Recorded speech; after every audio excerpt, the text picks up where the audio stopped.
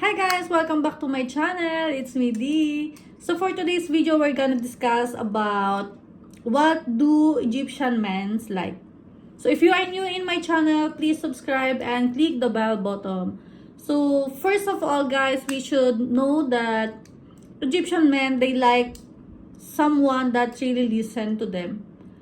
If you have a husband or a partner Egyptian, you should know these things, guys. You should listen to them anything that they want.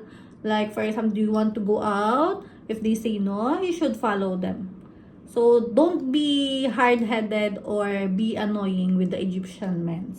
They love someone that really listen for them. With them. Sorry. So, that's the very important thing, guys. You should respect them by listening with them. Got it? So, second thing guys is they are very controlling person.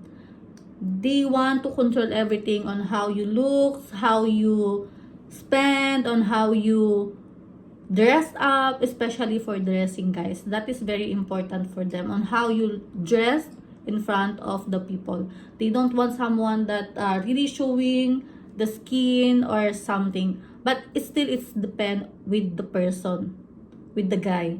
But most of the Egyptian men, they want you to be covered or something, will not show much. Not showy, guys. That's a normal thing here in Egypt. Because like if you go out, you will not find someone wearing like backless or skirt. Unlike that with the Western countries, with us, it's a very big difference, guys. And they love someone that will really follow their instructions.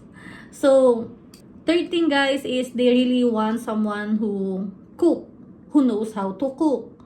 It doesn't really matter on what kind of food you know how to cook, but they preferred more someone who can cook their food, Egyptian food. So if you're having some visitor, if you're getting already married, or some friends are passing by in your home, so you can cook something Egyptian food, they will be more happy on that. They love to eat, guys. So you should really know how to cook.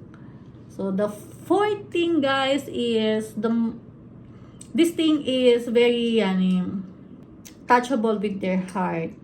It's, I think with this is most of the Egyptian guy is the same with this matter, because they are all family oriented.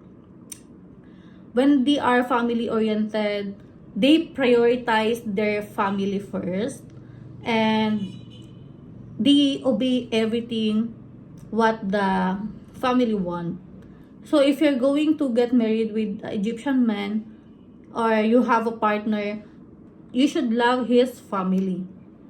You should be connected with the family as always. That you should love also, like you love him, you should love his family too. Like you love him, so you should love his family as well. On the same way how you love your husband. So the same way how you treat your husband, you should do also the same way with his family, guys. That is very important thing that they really want with the woman that they are choosing to be the partner of their life forever.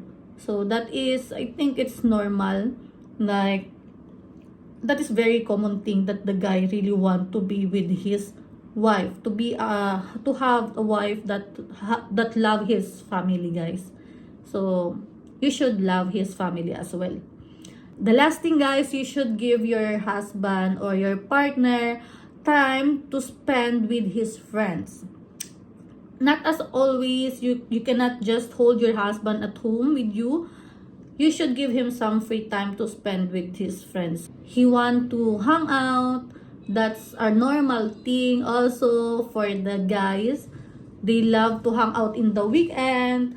So he will feel more freely to move normally with his friends and with his wife, because that's very important also for the guys to hang out outside every weekend. It's It doesn't mean that he's going out with his friend or he will go some bar, he will do something wrong. It's not like that, guys. You should trust your husband, and that's what they really want. You should trust them if they are going out, and going out with the friends that makes them happy and refreshed with the week. So that's like traditional thing here in Egypt. The guys going here in the weekend, and doesn't matter, guys, if your husband is coming late, he's going to be all right. So that's it, guys. That's all the most important things that you remember, that you should remember when you have the Egyptian guys. And that's the things, guys, that I really observe by myself, what the Egyptians really like. As per my experience, guys, that's what I'm really saying, and I'm just sharing those things with you guys. I hope you learn something from those. If you're having a partner, guys, Egyptian or husband, you must do all those things. You should know these things, guys. So I see you on my next video, and if you are new in my channel, please subscribe and click the bell button, guys. I see you in my next video, and bye bye.